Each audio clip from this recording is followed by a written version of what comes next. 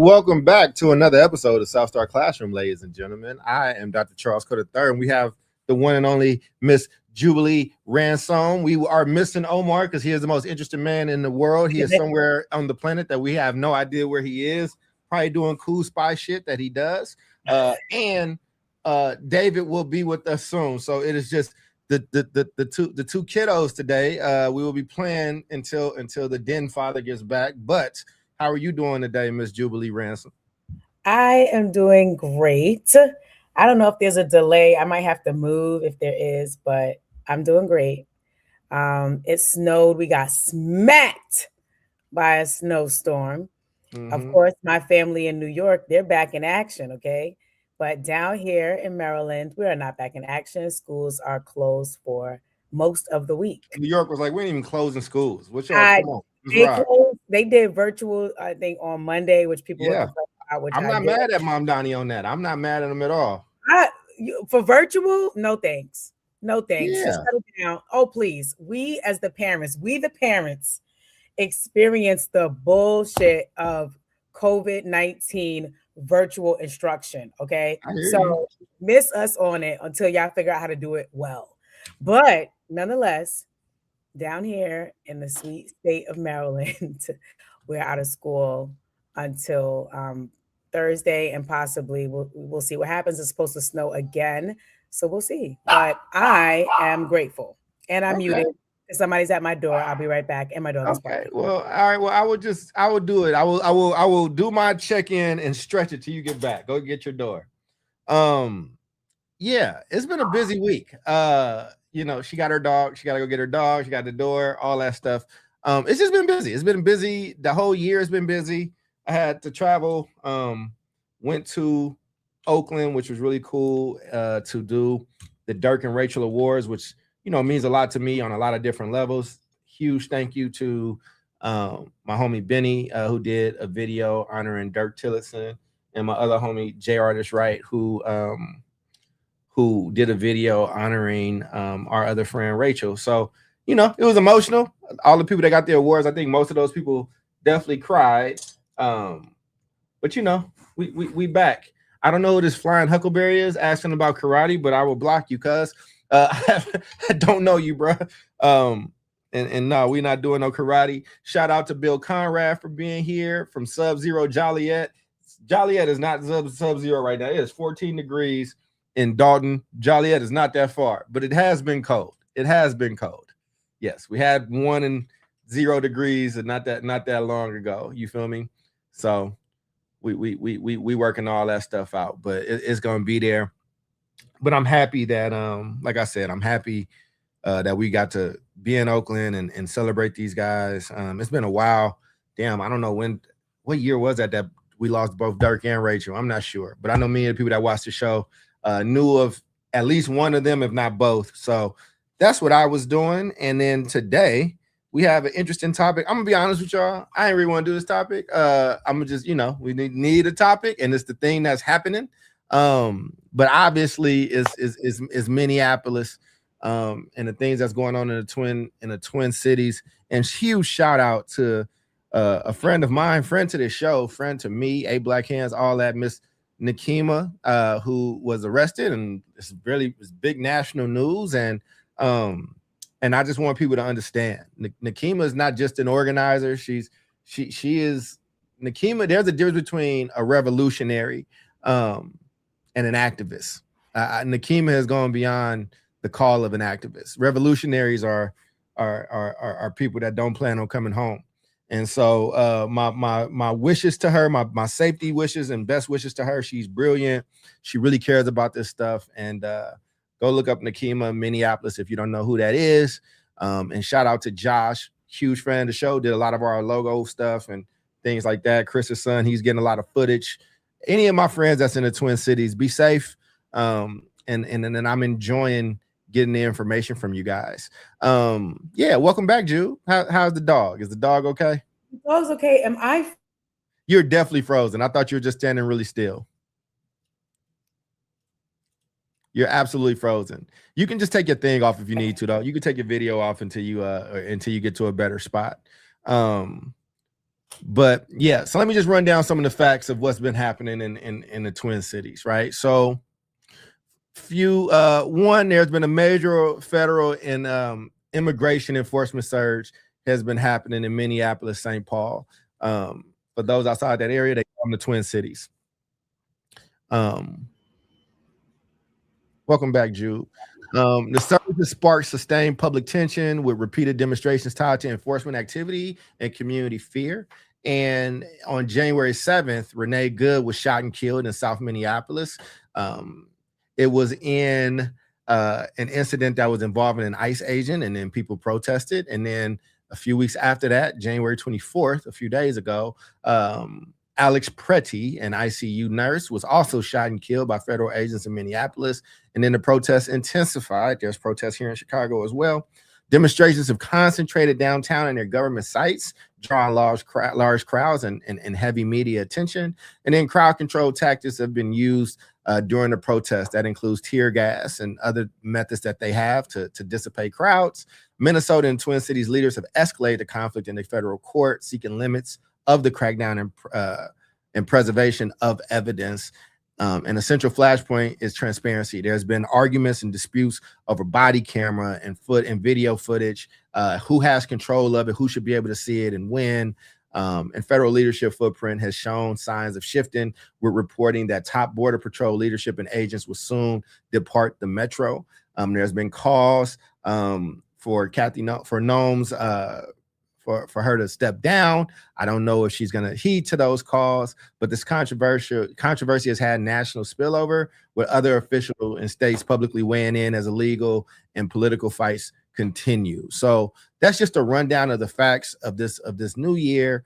And instead of giving a bunch of questions that we don't normally get to, I want to just get general reactions of what you're seeing over there. But before we do, we have Mr. David Castillo back.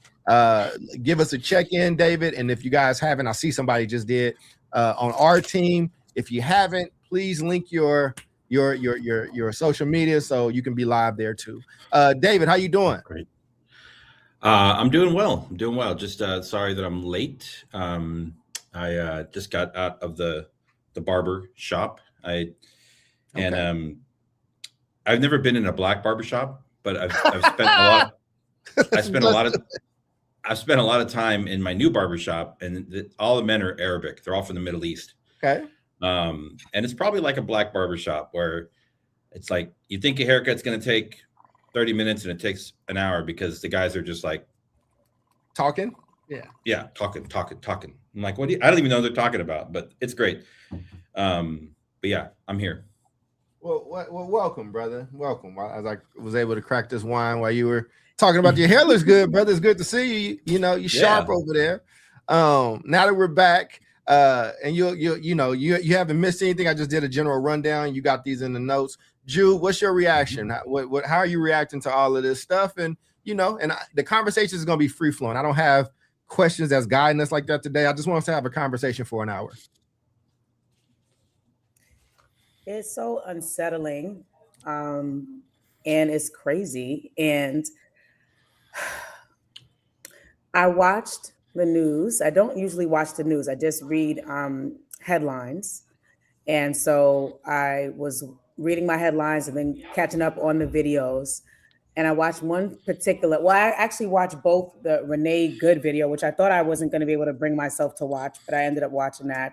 I watched the Alex Pretty video as well. And then I watched the news report where a news reporter or journalist was in, I guess, the White House. There was like a White House briefing. And he asked the question. I forget exactly the question, but all I know is that the lady who responded, and I don't know if this was known, just lied. And I'm like, are you really going to stand up there and say that the man was armed with a 9mm and attack? Like, is this where we are? And I know that it's been happening. I know that the media has been twisting, all the things, I know. But to see something that like is just blatantly, it's not even something that could be misunderstood, misinterpreted. Like, we see the video, we see the different points or vantage points that CNN had or whatever the media outlets have had, and still you'll stand up there and say that this is fake news and people are just irate for no reason, and this is a terrorist, and it's like, it's sickening, So I have been managing myself through deep prayer, because I'm like, it's always been good versus evil. I just think that maybe now that it's hitting for white Americans, right? And rest in peace to both, right? And I don't mean this in a reverent way, but like, it's always been a battle of good and evil. For us as Black people, it was us being mistreated because of the color of our skin, right? And for years and years, it's like, you guys are overreacting. It's just surrender, just put your hands up, and nobody will bother you if you just comply. And we were like, we did comply, and we still died. We were still shot and manhandled, or whatever the case may be. And I think this is a reckoning. It's a reckoning, and it's a moment of awakening for us to see, like, it's the same force at play, which is evil, right? People are harming humanity for no reason at all, and then lying about the fact that they're a part of it. And then you have all of these folks that are complicit in it, which I think silence is data, silence is loud. And we are in we're in a terrible space, like as a country, and we are the laughingstock of the world. And I'll stop there. David, any reactions to the things that's happening in Minneapolis? Any just thoughts that kind of bubble up to the top? I don't have a central theme. I just did kind of an overview of what's happening there. Yeah, I think it's bringing up a lot of. I mean, first off, it's really sad that it's come to this moment, and where we've seen, essentially the assassination of two. I don't even want to say it, but they say it. Oh, they were American citizens. I'm like, that doesn't matter. Like, two human beings were shot and killed. One was a mother. One was a, he had served his community in the medical field. I think he was a nurse. And, as far as I can tell, I mean, I don't want to get into the technicalities of it, but just, for them to come out of the gate calling them domestic terrorists and things like that, and just smearing their names, is absolutely disgusting. I think we've gotten to this point where, the administration can just continue to lie and lie and lie. It's incredible. I mean, what was Obama's biggest scandal? The tan suit that he wore, right? I'm sure he had others, but the suit after Labor Day. Yeah, exactly. Yeah. But drones would be one. Drones would be one, and immigration. And immigration. I mean, Biden also. We still deported more people than anybody. Yep. My favorite president, but it happened. I think at the end. I think at the end of the day, I mean, Trump may actually be on record to deport fewer undocumented people than Biden did, or than Obama did. But this is not about like undocumented immigration. This is about essentially attacking a populace, and that is the American people, and putting people into a state of fear and shock and awe, and weaponizing our military to attack our cities, right? And it's interesting too. They've everyone's like, why Minnesota? Why Minnesota? If you look back at the history of Minnesota, especially with the electoral maps and how things kind of shake out over the last like 20 or 30 years, some of the states are blue and they go red, and they go blue and red, blue, red, blue, red. Minnesota it probably has, other than California, well, actually longer than California, probably has the longest track record of being a solidly blue state, right? And so, and then all the recent stuff with that's gone on. But I really feel for those people. I feel for the communities. I think the things that ICE is doing make it harder for all like law-abiding, well-trained law enforcement to do their jobs. It's made me think. It's brought up all kinds of like feelings for me about just police in general. And I know it's not. These things are not necessarily connected, but it's crazy to see what they're doing. It's really, really crazy. And I think going back to Jubilee's point, it's also made me think of like Rodney King. Rodney King was like one of the first ones that everyone got to see, They're like, they actually do this stuff? I'm like, yeah, well, they've been doing it for a long time. Absolutely. And then with I mean, hundreds of years, right?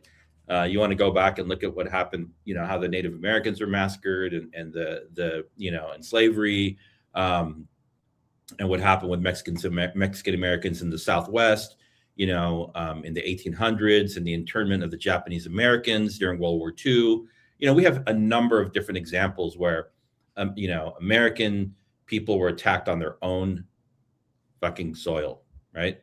So this is not new, but I think the fact that you hit the nail on the head, Jubilee, and this is not for us to judge. It's just like when it's a white person, when it's a white mom with little teddy bears in her glove box, and when it's a white male nurse who seems like a pretty stand-up guy, it gets a lot of people's attention, and I think overall that's a good thing, right? So like, now where are we going to go? Mm-hmm. Yeah, man. I think, and my take is somewhere in the middle of both, man. I think I think certain things are worth fighting and worth dying for. I think certain things that this Constitution promises you, I think they have to be fought for with the understanding that some people might, lose their life for it, man. I think this overreach of power and overreach of execution, I think it's trying to send a certain type of message. I think that the people have to stand up during those times, regardless of even the underlying issue, because I think that more people than would probably like to admit kind of agree with certain things that might be happening around. Hey, how we crack down on this? What's going on? Hey, is this daycare, really, if they really put in the highest, some people care, some people don't. It's not my state, right? But I start caring more though when I'm like, yo, like, you seeing people in the street losing their life. This reminds me of Trayvon Martin. This reminds me of Oscar Grant, and two things that I was very, very involved in. Still never have watched Fruitvale Station all the way through because I lived through that. I was there. I had my radio show during that time. I did a live show during one of the protests that I was at, and have been, tear gas bombed and things of that nature. And sometimes you gotta be willing to fight. I think for me, I'm watching this because I don't want to repeat what you two said. I agree with everything that you all said. I'm watching this, and I work with people and talk to people, and they keep not mixing, but they use these terms interchangeably, and that's activist and revolutionary, and they're not the same. Just so the record and I want to know, people, do you know if you're an activist, a revolutionary, or just a citizen right now? And I think you should know what these definitions are. Activists are people that work within the system to improve a system, right? So that's a lead teacher that's like, may not love that district, but it's like, you know what? I'm going to be the head math teacher in this place. I'm going to lead this pod of teachers, and we're going to grow, and we're going to educate on math, and I'm going to use activist tactics to make sure we do that better. That's working within the system to improve it. Revolutionaries don't care about improving your system. They just care about, they tear it down. And revolutionaries, when they lace their shoes up, they know that this might be the last time they lace their shoes up. They know that they're going in to destroy a system in hopes that something new will grow from it, that they more than likely won't benefit from. So, I mean, there's a lot of people talking, and there's a lot of people that's over the years that's been saying I'm not my ancestors. You'll catch these hands, or, man, some of them people doing the civil rights movement, I would have did this and I would have did that. Well, guess what? You got your opportunity. Yes. My grandmama told me, when you pray for God, he gives you opportunities. Meaning, if you pray for patience, God don't make you more patient. He just gives you more shit to be frustrated with, where you have to be patient. He gives you more opportunities to be patient. So you keep saying how you're a revolutionary, or you this or you that. You got to be ready for that. I have friends that are out there, people that I care about, people that we all know and care about. Chris Stewart lives there. His son, Josh Stewart, a lot of people that we know, Nakima, who I've done a lot of work with, is like one of the lead. She is a civil rights attorney. She leads Wayfinder, and she's been arrested, and she was supposed to be released. And then the administration, like she's on their radar. She's on like federal radar. They dropped down some language that kept her there longer, and she finally got out. Now they're checking all of her dollars and money. I mean, the shit is real. When you go against real power, sometimes it hits back. So I just want to know where we want to go in this conversation today. Like what does the South Star Classroom kind of chime in? There was, I ran it through AI, y'all, and was like, what's some good questions? Well, they were like, y'all show us about education. So talk about what should be happening with kids and how you talk about it right now. Or, then I was like, well, I don't know. I think I don't know if people are thinking about that right now. I think they're like still dealing with what's in front of them. Well, okay, well, shit, here go the details of what happened. And so they kind of left us on our own. So what Jubilee? Oh, go ahead, David. I was going to throw to one of y'all, but go ahead, David. I'll go to you. What you think? Two things come up for me most immediately, and I think this is something that people might not like immediately jump to if it hasn't happened to you, or if you've been directly or even indirectly affected by it. Like when we see the arm of the government exercise power, to instill fear, the way that we're seeing it right now in Minneapolis. If you've ever been the victim of that, and I have, I've been falsely arrested by the police. I've been beat by the police. I've had guns pointed at me by the police. So I have a fear of police. Like I don't fully believe in that whole system because it's never quite worked well for me, and it hasn't worked very well for our communities. So I think when we see what we're seeing, regardless of who is the recipient of the state sanctioned violence, it brings up trauma, and it triggers me. It brings up trauma from things that I've experienced in the past, for sure, and it's really upsetting. It's like, okay, now what? So what am I going to do about it, right? There's that. I think the other thing related to education is like, it's kind of hard to like not talk about this right now. So my wonder is like how this is being talked about in classrooms across the country. I'll tell you a quick story. And this is just some advice to educators out there. Your opinion doesn't matter, right? Because kids have questions. I think it's more important for educators to be able to facilitate conversations and create forums where young people can ask questions and have healthy dialogue and debate on these issues. One of my son's teachers had a conversation with the class where, he essentially told them that, he thinks that people should just get out of the way and let the police do their work. Once you start interfering with that, I'm just like, I was driving him home. I almost pulled the damn car over and went back to school. I'm like, we're going to have more violence. I'm like, no, you don't do that as an educator. Like let the kids talk, let them come up with their questions. Let them dialogue, let them formulate new ideas, let them challenge each other.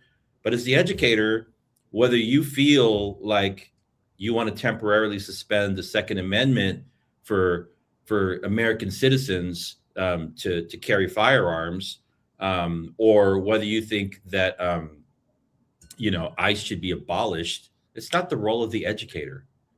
That's not the role of the educator. And I want to caution all educators, especially in this moment, to don't run away from it. But if young people want to talk about it, ask your colleagues for help in facilitating conversations.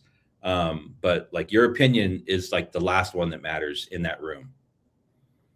Yeah. I think that's interesting to say. I mean, look, I like the example you use. We also got to note you in San Diego is a military city. It's red in its own way. It's very red in certain ways. But I think the example you gave and just kind of saying, yo, I think that's true. I think it is about to be pulpits for a lot of educators. I think right now you need to be teaching. I think you need to be doing more listening, and I think you need to be educating on facts. If something comes up about the Constitution, or maybe it's a good time to do some lessons if you're a history teacher of times when this has happened before, because this is not new.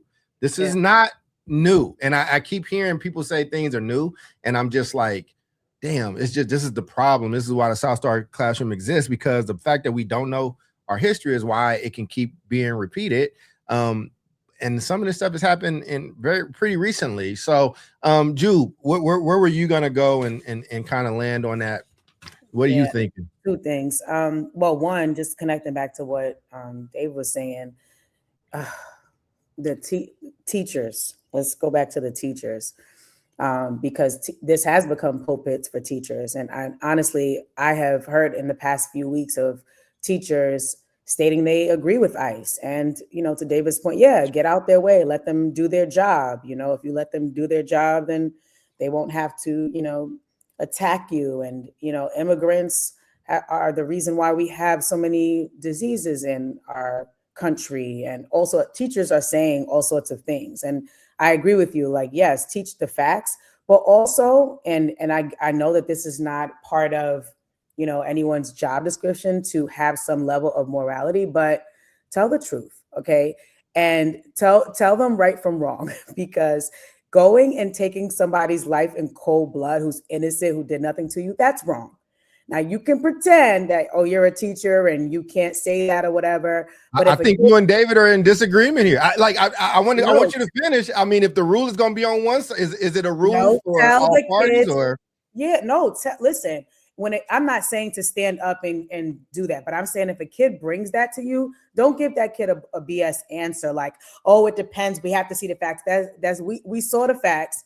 That was murder, right? And I think if a kid comes in your classroom, goes into the coat closet, they got to hang up their coats and book bags, and that kid goes and takes somebody's candy out of another kid's book bag, what are we going to say? Are we going to be like, oh, it just depends on the facts. It depends on if you don't have food at home, I get why you would steal the kid's candy. No, we would call it stealing. It's called taking something that doesn't belong to you. And it's wrong. Like these idiots that are in place right now, in position right now, right? They lack a moral compass. And if they had one, then maybe they wouldn't be doing all this stuff. But I think as educators that are directly engaging with students, that we still have to hold a moral compass. And I'm not saying to get on a soapbox or what have you, even though I want you to finish, but I do have a push, because I agree with you, but I have a push because it's different. It's the opposite of what David was saying. That's why I just have a push philosophically. Listen, no problem. So I'll separate it from what David is saying if you don't agree. But howsoever, right? I'm saying two things. One, I agree with you in terms of the facts, right? Like, let's teach them the facts. I think if teachers were doing more of that, then they wouldn't go on these tangents about, oh, I agree with ICE. I'm a MAGA supporter. Like, why the hell are you even saying that in the classroom? Nobody asked you. The lesson's not about you. It's not nowhere in the curriculum. And would you say the same thing if somebody said the exact opposite? If somebody said, this is bullshit, this is like, overreach of power, this is wrong. Would you tell that teacher as well to not offer their opinion? I'm just asking. I would ask a teacher to not offer their opinion. Howsoever, a teacher's supposed to be able to facilitate a room filled with multiple opinions. That's your job. The teacher is supposed to be as neutral as possible. And the kids could think whatever the hell they want to think. But I think the teacher is the one that holds the middle. And all I'm saying is, I'm not saying to go in and get on your pulpit or your platform and soapbox and say all these things. What I'm saying is, right, just be mindful of your level of influence. And at the very least, teach the facts, And if something is clearly right or wrong, say that.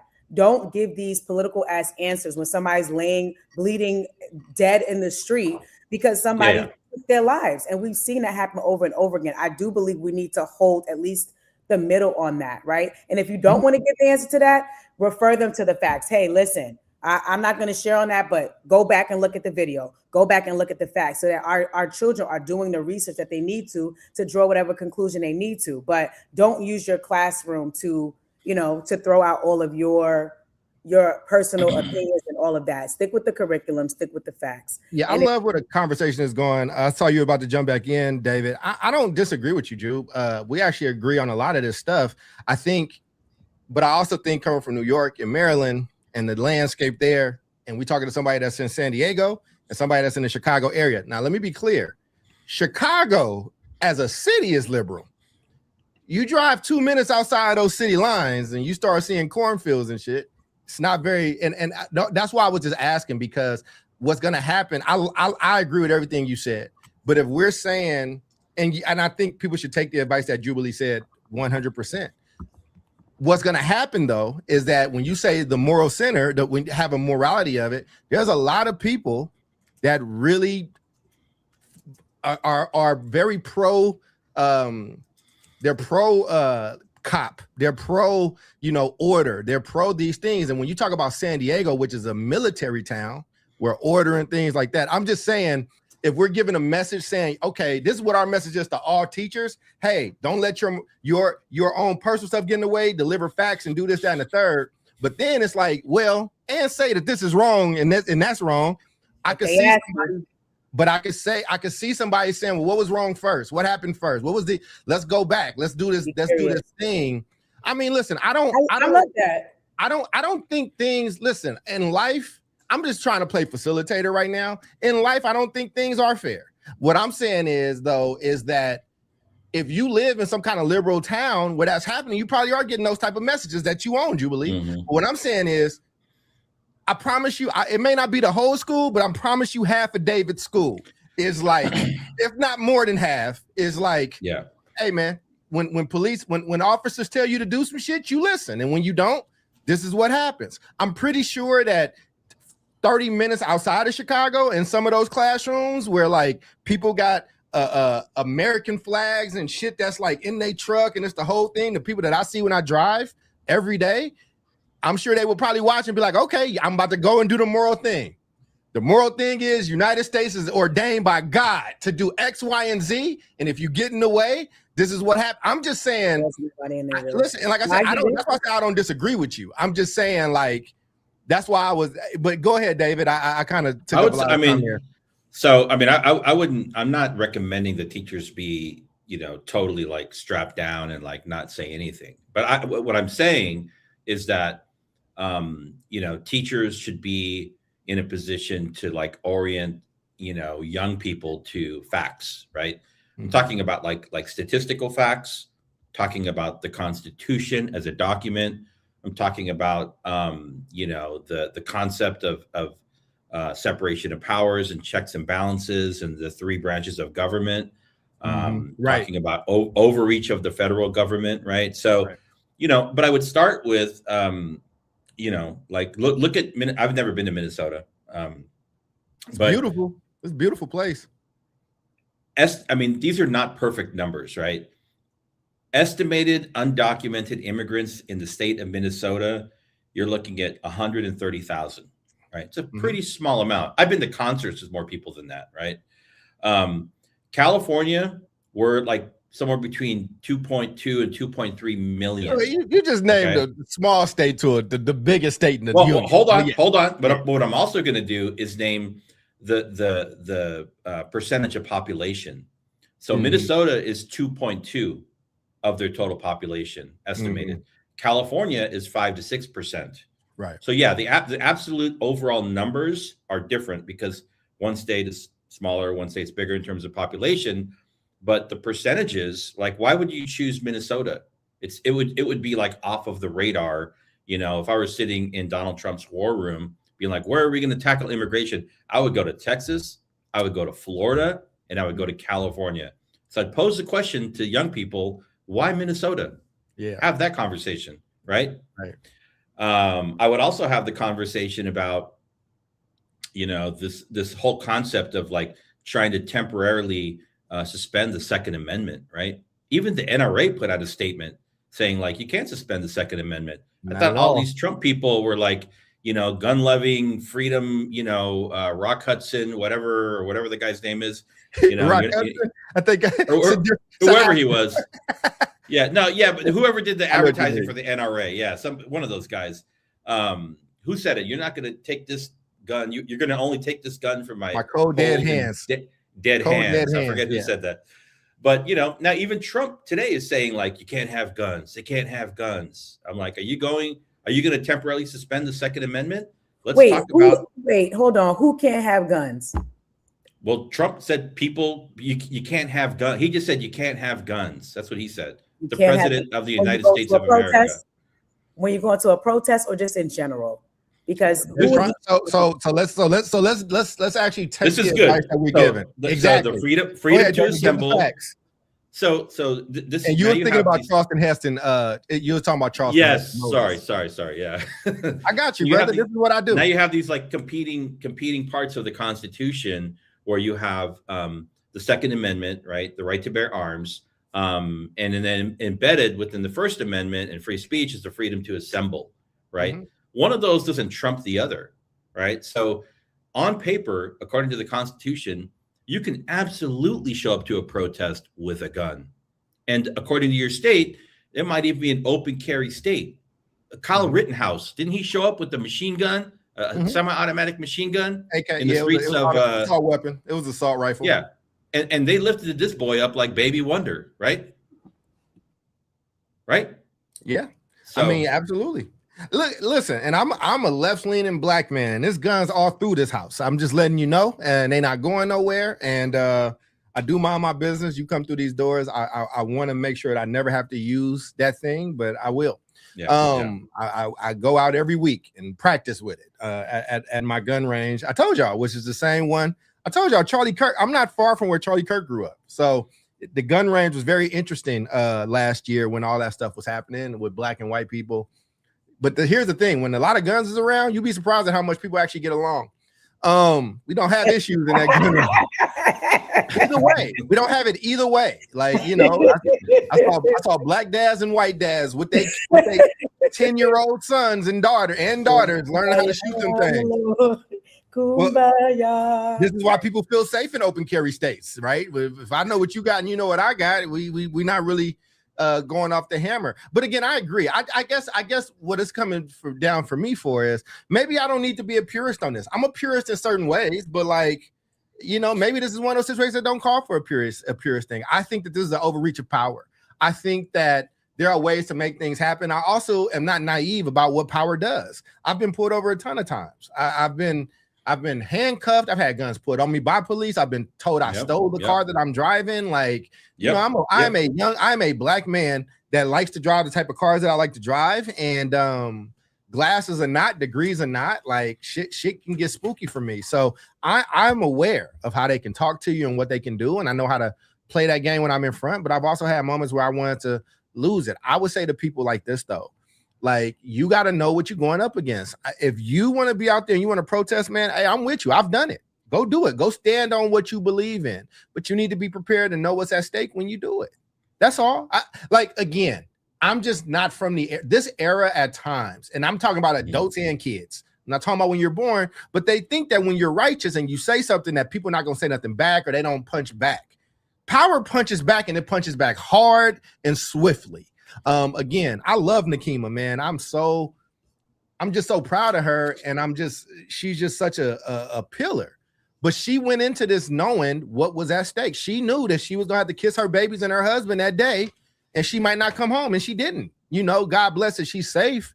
But they're about to try to wreck her life. They're about to go into every crevice of her life, and it ain't like it's the St. Paul Police Department. It's the federal fucking government.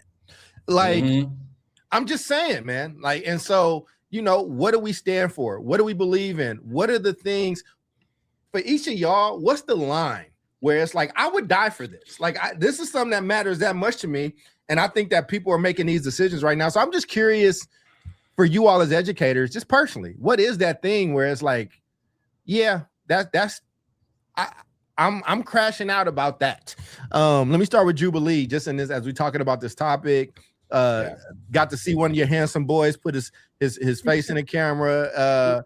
As long as I don't hear the smoke detector beep, we good. Tell them that's their job. They should never. I should never hear that again as long as they live under Ransom's roof. But outside of that, Ransom, what are you thinking? Yeah, it's the kids, you know, like it's the kids. Leave the kids alone. Like I sent an email to my superintendent and like executive leadership a couple weeks ago, not because my kids have been in any fights or been attacked, but because I feel like their high school could stand to be a bit safer.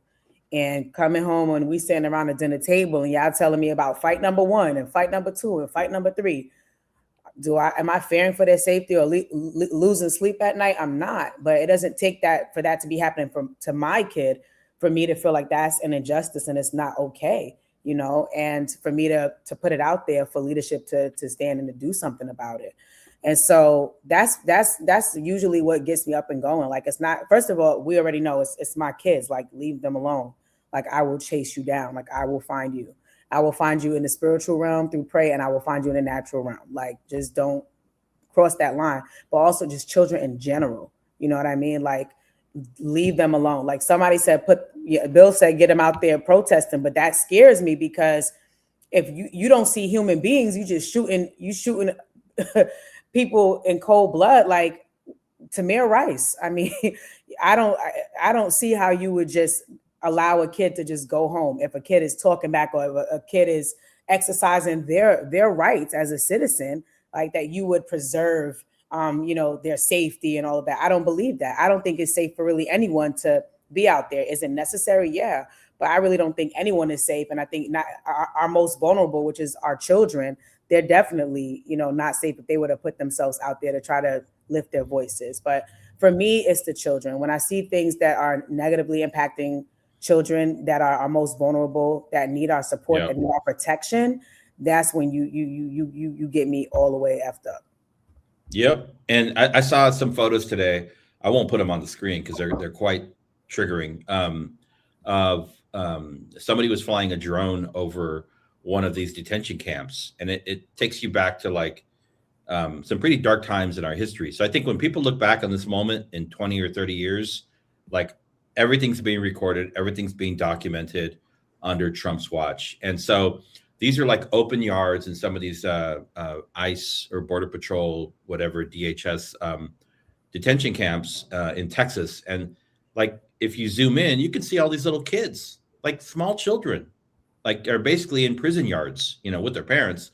I'm like, okay, so same thing, Jubilee, like children, right?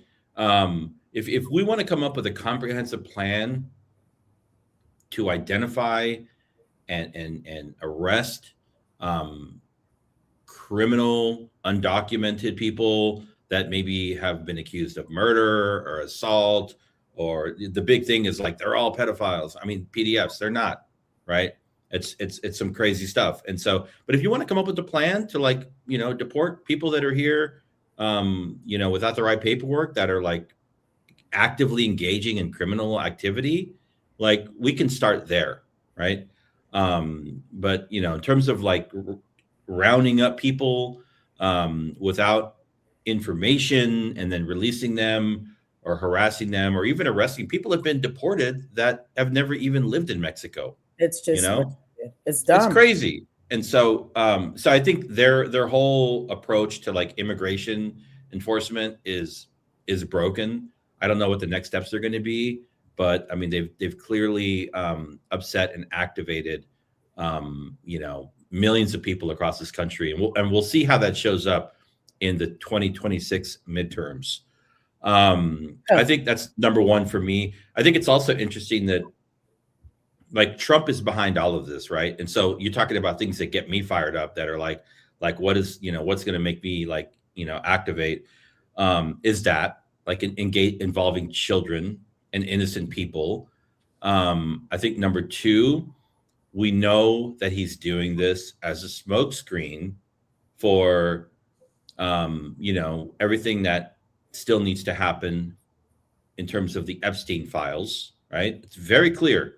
Like, let me create this massive deflection, to inflict harm on American cities because I don't want to be outed, and maybe my friends don't want to be outed as people that were wrapped up in this really truly demonic network. It's demonic. That like hurt children, right? That's number two. Number three, what gets me really fired up is the fact that they're doing all this to also deflect from, what the master plan is for Palestine. You saw Jared Kushner present at fucking Davos, right? At an American business sponsored forum, this new plan for Palestine, right? Beautiful beach clubs and hotels. It looks like Dubai. Did y'all see that? Like literally building a new tourist destination where they're going to build all the hotels on a graveyard, right? So that gets me fired up too. Yeah. I mean, listen, I love today's conversation. I'm going to give two truths. I'm going to give a responsible truth and an emotional truth. Here's the responsible truth. The responsible truth is if I was a history teacher, government teacher, civics, like this is your time to shine, baby. This is because the suspension of the Second Amendment or anything about people and guns, and that Second Amendment is number 2 for a reason. You know what I'm saying? Like it's up there with guns. This has happened before. You know when the other time was when we had like gun reform almost instantly happen. Like this is the beautiful part. I got 2 educators on here with me. Do y'all know? It's okay if you don't. It's great if you don't actually. David, I expect you to know it though, because of where we live. Well, it's all good, but this is where, and this is the truth. This is the facts that I'm talking about. It was how the Black Panthers got formed. It was Huey P. Newton and it was Bobby Seale, and they were in the original Merritt Community College when it was in North Oakland, David, before it moved to the hills. Yeah. And they were looking at stuff, and he was reading legal books, and he learned that you can have a rifle open and brandished in California under certain rules, and that's when the Black Panthers went out to Sacramento, and they were on the line of who was the governor at the time, Jubilee and David. See, I'm just modeling for what we can do in responsible truth. Who was the governor? Oh man, was it Reagan? He was Reagan. Yes. Reagan. It was one of the most after Lincoln, and they're very different Republicans, but he may be the most popular Republican. He's the most popular current Republican president of all time. Yeah. But that's what happened. And the NRA was on the side of Reagan, where they was like, these niggas can't have guns out here in Sacramento. This is what I'm saying. If you're an educator and you live for the educating, this is your time.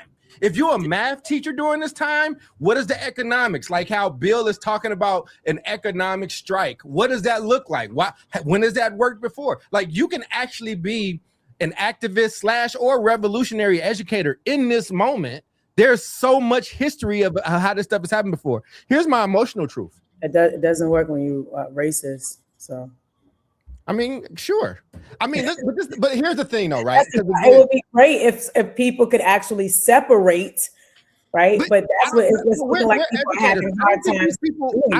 I don't think a lot of these people see themselves as racist. Again, I've lived in middle America. I used to live in Kentucky. I'm just saying. I think there are people that truly listen. The reason why King had to plan out things with the dogs, all that shit was like intentional. We know that Bull Connor is aggressive. We know Bull Connor's going to slip up. We know he's going to sick dogs, and he sent people in there still. And the reason why he did that is because there are people that truly believe in their government. There are people that truly believe, these people must be doing terrible things. So I have to create the condition that shows you this thing that is happening, right? So all I'm saying, Jube, I don't disagree with you, but I'm saying those statements, which I'm in 1,000% agreement, but it's like 50-50 across the country. And if you say that and one of them hears it and they don't think they're racist, they don't think they're wrong. They grew up really respecting cops. Listen, I'm telling you this as the son of a Marine. My uncle is a Marine. My brother is Army. And they good people. They great people. They also are like, if I have a gun pointed at you and I tell you not to do X, Y, and Z, and you do X, Y, and Z, and I've been in a war zone before, I fucking shoot you. Like it's not the person in Chicago, the police captain in Chicago came out and was like, these are still officers. These are officers that carry guns. If you do X, Y, and Z, I am telling you what the reaction is going to be, because that's how we were trained and what we were trained to do. Now, but again, I agree with you, and this leads me to my emotional truth. Hey man, you fight this shit. Now listen, I'm gonna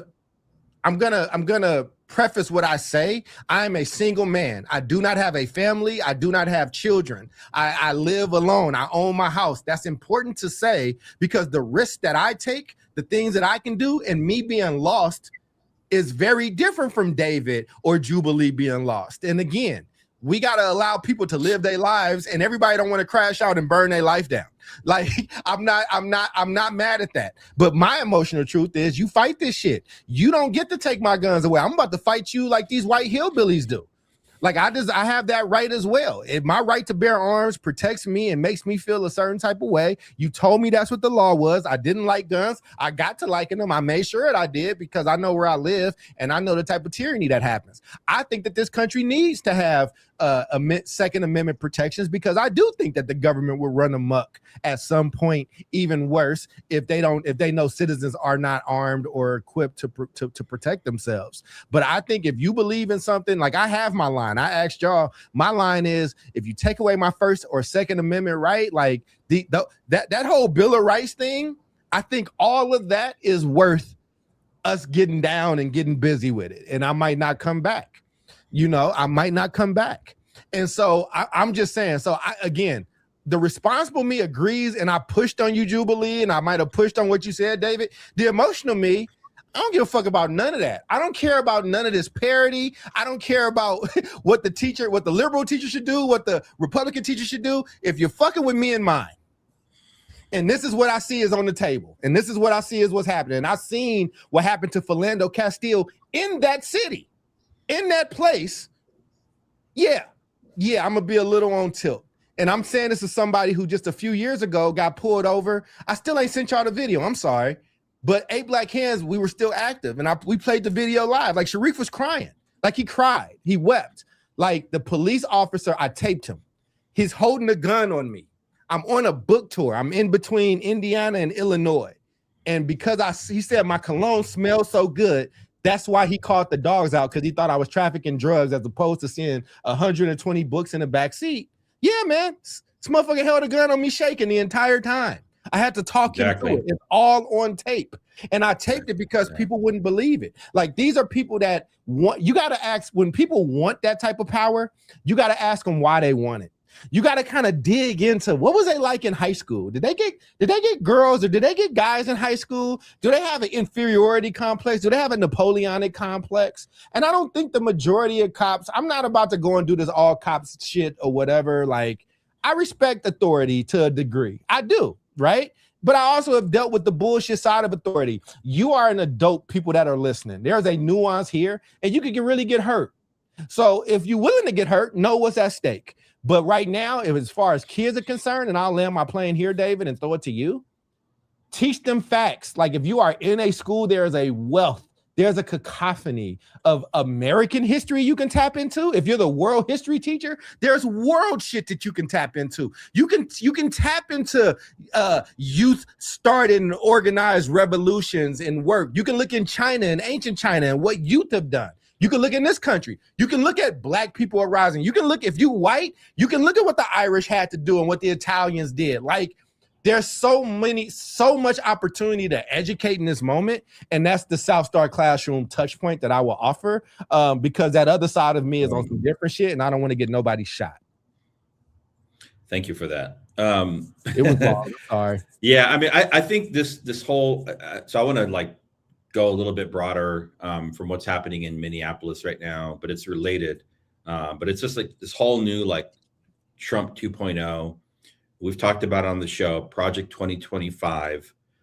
And this whole attempt for them to rewrite the narrative and somehow center whiteness as being what it means to be an American, right? Mm-hmm. A white Christian, right?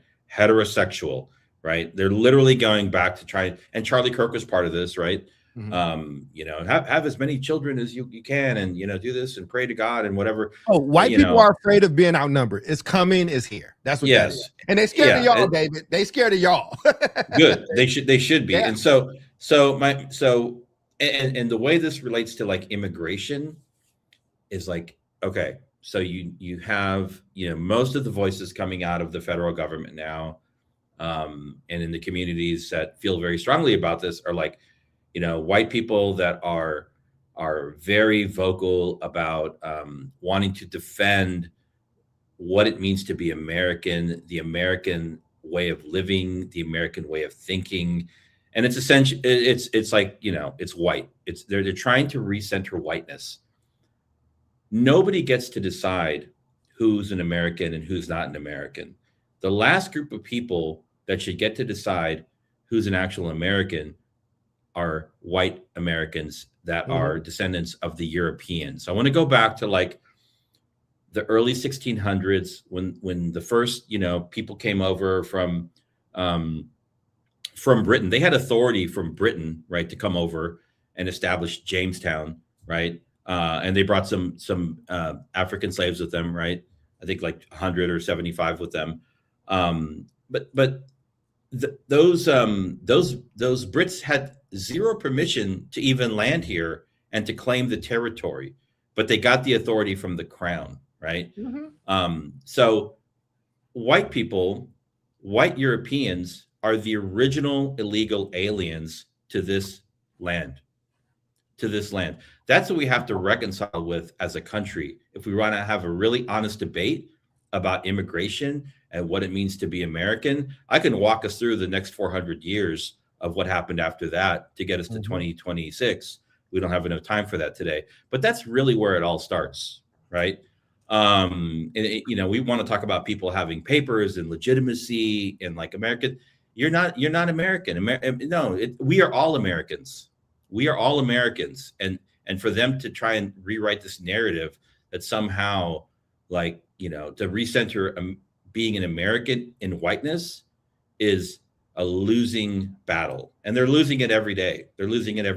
And they're going to lose it simply with the numbers, right?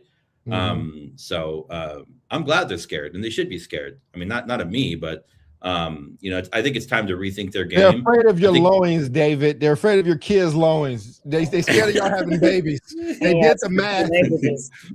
We're having so many babies. Listen, but this is why there's a lot of right-wing Black people. Like, again, like when you the person who started, Planned Parenthood. I mean, she was very honest about, like, we don't want. We want to get this race out of here, and so I get where pastors come from. Jubilee, go ahead. I was about to get another long-winded. I'm just excited as an educator because I was about to go into Emiliano Zapata and James Baldwin in this moment. Like, I wish Emiliano Zapata conversation. I just wish that you were in the classroom just for a little bit, so that our children can get that truth. I think my concern, is that it all depends on who's telling the story. And the question is, how many people arrive where you are in terms of what the story should be? And, we've had all these debates around what should go in curriculum, and people don't want the word woke. They don't want to talk about slavery. They don't want to talk about Black Panthers. They're going to talk about Martin Luther King, but they ain't going to talk about Malcolm X. They don't want that printed. They don't want this printed. They got books banned. Don't talk about this. Like, that's what I'm saying. Like, you have people that's in the classroom that may not be able to separate, their personal beliefs from the fact, and who believe in what is happening in front of us, that what's happening is the right thing, and that's what they want to share, and that's what they want to teach, and those are the facts they want to provide, and those are the documents that they want our children to read. So it's anyhow, if Charles would just be a teacher. Stay there though, Jube. Don't leave there, Jube, because I want you to finish. But I just wrote down while you were talking. Yeah, we gotta listen. Again, are you an activist educator or a revolutionary educator, or not either? And because this is the thing, your public education is not and will never teach you how to take down the empire. What are you talking about? Like, do you think that the most powerful nation in the history of recorded history is going to as public schools that everybody goes to with all these immigrants and all these people of color to take down that? That's not how that's never gonna happen. So parents, if you're a parent, this is where I don't know what type of teacher you got. I don't know if you got a conservative or liberal teacher in your classroom, but don't wait on that regardless. You got to teach this shit at home, and you don't have to know. Reach out to David or Jubilee or myself. We'll send you a YouTube video y'all can watch together. You can learn with your child in these moments and to have them be aware. Jubilee, I do want you to continue. You just inspire me in the moment. That's all. Yeah, I love that. I love that. We got to give you a compliment for the day. We like this. Look, Jubilee is so easy. Look, I ain't even gave the compliment. We just mentioned the idea. This is what Omar does. I learned this from Omar. Anytime Omar is in trouble with Jubilee, He just tells her she's beautiful, and it's all over. It's fine. Wow. That's terrible. You never noticed this, David? I notice it every time Omar is about to get in trouble. He'd be like, and look at our fine ass fourth co-host over the day. I'm not getting involved in that argument. Nope. Thank you, David. David, we compliment you too. It just don't work as well. Yeah. Listen, when Omar, because I know you're lying. That's why. When Omar stopped, no. That's when we go into the beard of wisdom. We like this, the beard of wisdom and the beard of knowledge. We all get buttered up in our ways. That's how we do. That's how Omar does Jube. So Jubilee, do you remember your statement, or are you still good? Are you still gleaming from the compliment I gave you? All I'm saying, I love those words that you said, active. I think if you're going to be a classroom teacher now, you do need to be at least an activist, because whatever's in them little textbooks and stuff, we don't know if they're true, and if they're factual. Again, it all depends on which storyteller got approved, and based on who's in office, right, in that state, you're going to have the continuum of unwoke to woke, and so our children may not be getting that. But I love what you said, and I get it. People are not going to try to teach you in the system how to take down the system, which is why I said the baseline should at least be the facts. But we as a nation, we haven't gotten that shit right. Just the facts, and then some good questions to get our babies thinking critically, right? Making inferences, putting 2 and 2 together and say, hey, 2 + 2 is 4. It's not 7. They lied. They said it was 7. 2 + 2 is 4. You are not blind, you are not deaf, and you are not dumb. You are brilliant, and you can put this together and draw a conclusion. That's the gift that we can give our children, even if we disagree with what's happening or whatever the case may be. Give the facts, ask questions, get them to think, get them to pull that stuff together and draw conclusions. That's 1. 2, I'm wearing my Soweto hat today.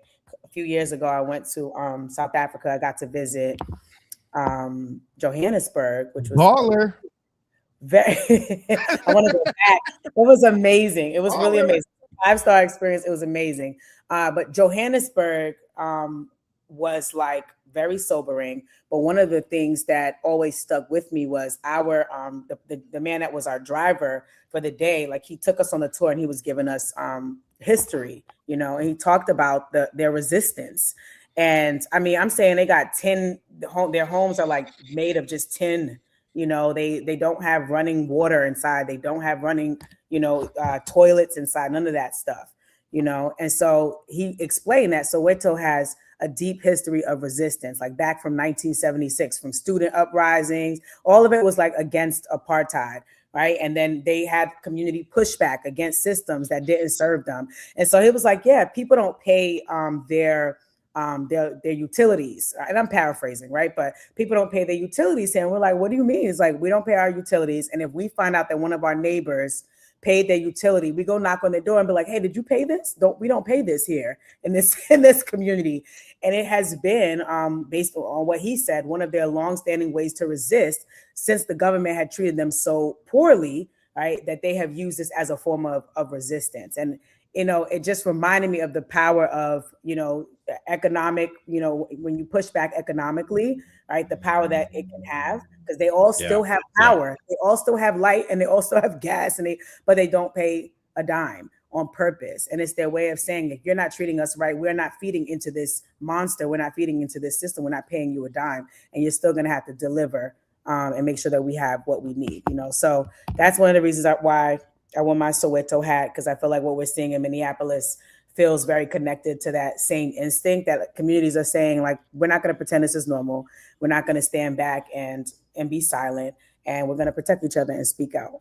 I love it. We're gonna come back to you for final thoughts. We'll move into final thoughts. Go ahead, David. That's final thoughts. Yeah. So I want to add this on. This is a great question. Great. And you got full time. Oh, you want me to put it back up? Yeah.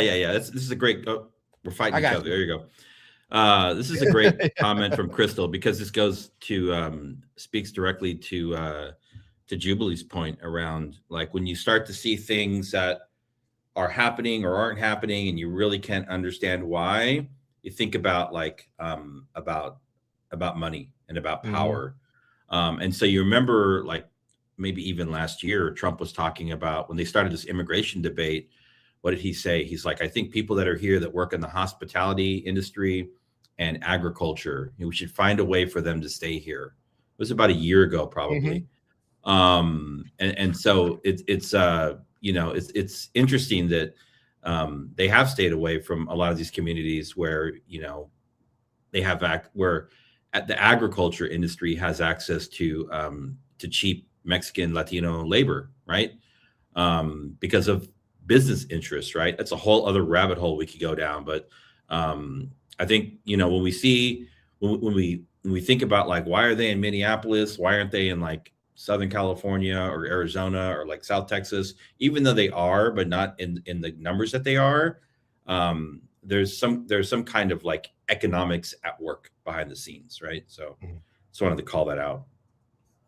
Man, and if you want to take more for your final thought, you can. I wasn't, you have time, brother. We over, but I want you to get your. I'm good. Yeah. All right. I think, Jubilee, what about you? I didn't tell you, you got your full final thought if you want it. Yeah, that's it. I'm with this. Bill said it earlier about economic boycott. And I really think, it had me thinking about the last boycott. And I'm like, I wonder, like, what did we gain from that? The boycott on Target and Amazon and all the other things. And I think, like, yes, it's important to go out, protest, and like, the civil disobedience, all those things. And these people respond to money, like the loss of it, that I think that's the only other thing that threatens them, right? Like they will shoot and kill you and tear gas you and all that stuff. But when you're no longer pouring money into their cows, their cash cows, then I think they actually will stop and pay attention and change their actions, because that's really what they care about, right? I know it's more about power than it is about money, but they gain power because they have money. And so I'm just, wondering if it's time for us to band together and have another economic boycott. Okay. I think that's an interesting, I definitely think that's an interesting take. I have a few, but before I go into my final thought, it would be great right now. So I've gave Dave his shit. I don't really give Dave a lot of shit because it's David. He's like a big brother. We also missed you, David. We also missed you at the Dirk and Rachel awards. Yeah. I brought you up. A lot of people sent their love.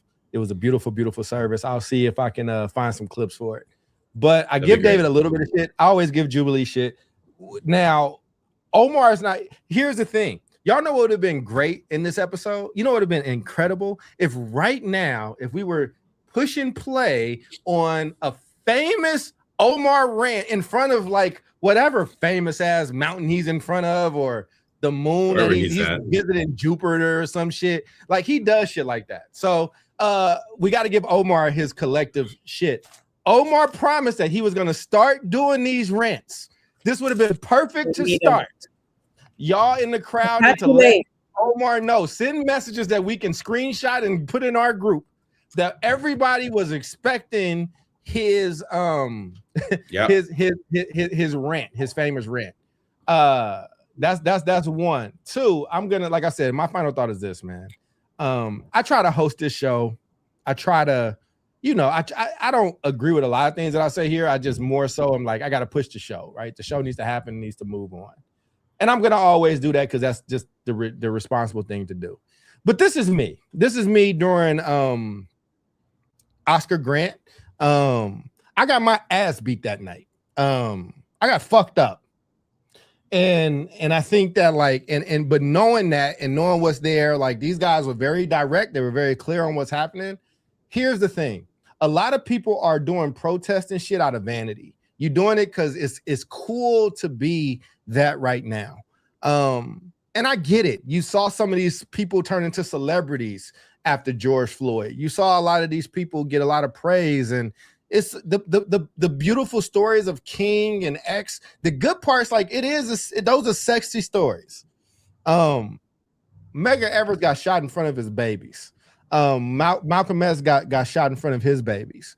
Martin Luther King got shot on TV, to which his baby saw. Ida B. Wells had to move from Memphis to Chicago permanently because she wrote and exposed lynching, and they told her that they had a noose waiting for her black ass if she ever stepped foot back in Memphis. Emiliano Zapata died like fighting for what he believed in and just took it, ate it. And there, any race, any creed, any gender, You can find these stories, but be honest with people. Be honest with people, because I do see a lot of young people are going out there and they think that this shit is sweet. I am firmly on this side with Jubilee and David, but let me be very clear with you. And this is what I was trying to say, Ju. I lived in Kentucky. I lived around people that believe with all of their heart, all of their morality, all of their God, like they believe this is ordained by God. Do you understand what I'm saying? Like, manifest destiny. This is a beautiful time to talk about manifest destiny, because you know what else manifest destiny prepares you for? It prepares you for the slaughtering of all Native people. It prepares you for the washing of all these quote unquote illegal immigrants, if you believe in that and understand what it is, right? Like, some of us believe that, not me, but they believe that it's ordained by God. That's the only reason I stepped in when you said follow your morality, because this is some people's morality and they truly stand on it. Yeah. If you are going out there, be safe. If you got a family that loves you, think about what your next move is. And also, like, righteousness and the right has to be fought for. It has to be fought for. United States, and I criticize United States all the time, but I love living here. I travel the country, I travel the world all the time. And most places I travel, I'm gonna be real with y'all, Jube and Dave, when it's time to fly back, I'm like, I am ready to fly back. I'm ready to not get caught slipping, drinking out of like the faucet, like, and I'm dead for 2 days. Like, no. But we got to this place because people were willing to fight. Because people that look like Jubilee and people that look like David were willing to fight. So again, I just don't want to sugarcoat this moment for you. I don't want to whitewash this moment. You might get hurt. Somebody you care about might get hurt. But if you really stand on what you stand on, some things are worth getting hurt for. And I asked them, but I'll tell you, just by knowing them, I know if you mess with David's wife or that kid, that line is crossed. I know with Jubilee, if any of her boys are in that line or sight, that line is going to get crossed. What's your line? Because just know if you step out there, them people out there protesting ain't playing, but Trump and them ain't playing either. And I'm not saying this to scare you. I'm not saying this to discourage you. I'm not saying this to disagree with you, because I agree with the cause. But this generation does not believe that fat meat is greasy. They believe that if I'm standing on something righteous, people should just get behind it. No, they will fight you because they believe that they're fighting for their livelihood. Me and David joked about it, but a lot of these white people feel like Latinos are about to replace them, and then replacing them are going to put them through the same shit that they put everybody else through. You got to understand why they're fighting. You have to understand why they do push certain things to different groups and not to themselves. So with that being said, this is why Elon Musk, this is why all these Steve Bannon, this is why they're telling white people, have babies, please have babies. Hey, get this fucking abortion shit out of these white communities, because we need more babies. And the reason why they're able to get all this shit off is because we don't have good teachers. We have terrible teachers. And right now, if you are an educator, this is your moment, because everybody should know who H. Rap Brown is coming out of your class. They should know Emiliano Zapata. They should know about the civil rights movement. They should know about Medgar Evers. They should know about the lives that were lost. And they should know about people like David and Jubilee. And David, I can speak to, who lost so much. David could have had such a better professional life of just lack of stress and being able to enjoy and retire and do whatever, but he stood up for right. And when you stand up for right, sometimes that means you don't just argue with your enemies, it means you argue with your friends. So with that being said, David, I appreciate your service, man. Jube, I appreciate the heart that you always bring, and I give you shit, but like, you're truly one of the sweetest people. Like, you always are leaning on the side of like humanity, and the same with Omar. I just think it's for really good people, but to the educators watching, to the grandmamas watching, that's you, Mama Toya, that's you, Bill Conrad, that's you, H. Rap, like, you know what I'm saying? That's you, Demetria. Like, I know everybody I just named personally. And y'all are some of the smartest people ever. So the way that you give back in this moment is make sure people got education. Make sure people know what's happening, and make sure that they don't say dumb shit. Like, this, it's never been this bad, because I promise you it's been worse, and we've gotten through it and came out on top. Those are my final thoughts. Go ahead, Jim. because I had it perfect with the perfect drop, but it's okay. Go ahead, love. But you just made me think. Don Lemon, who I love, he takes his microphone to the street. I love him sometimes. I love him all the time, but go ahead. Yeah, I love him. But he interviews this dude, and he tells him, have you heard about what's going on with ICE? Do you want to give your opinion? The guy's like, well, can I say what I really want to say? He's like, you can say whatever you want to say. So the guy begins to share, and he says, ICE, I'm paraphrasing, ICE is doing their job. This didn't happen when Obama was doing this.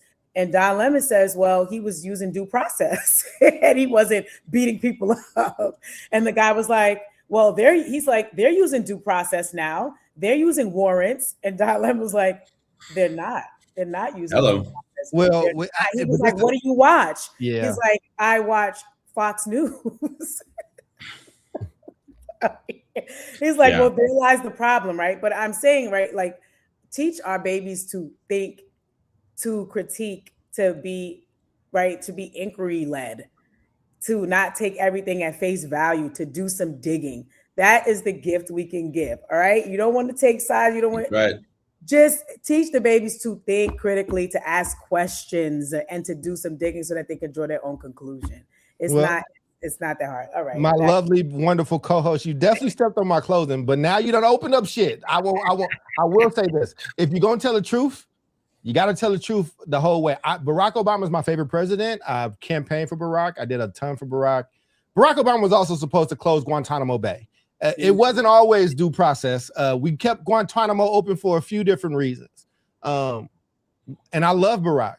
And I have to contend with the nuance of this.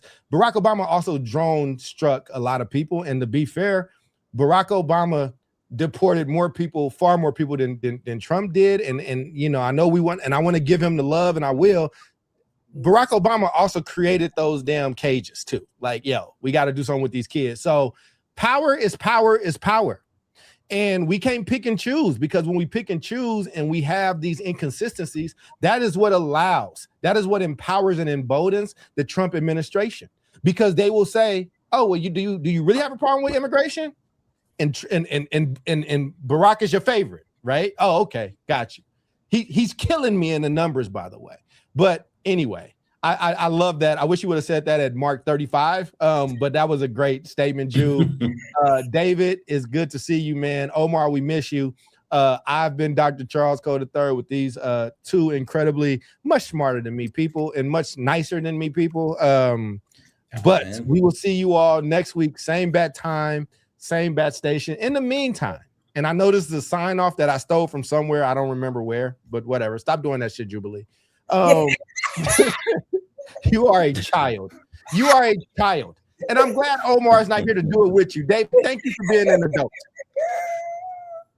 I'm going to say this as not just a silly sign off. What I will say is take care of yourselves and take care of each other. Be a community. We got in some of these moments. And if you believe in the idea of energy converters, Jesus, I'm at work. If you believe in the idea of the United States, if you believe in the experiment of the United States, this is the time to fight, because she does have a lot of potential and she's done a lot of great things. But right now, she's looking a little raggedy. So let's make sure she does it. I love y'all, man. And seriously, be safe. Jubilee, David, keep your kids safe. And we'll see y'all next week. Peace. Peace, everybody. Yes.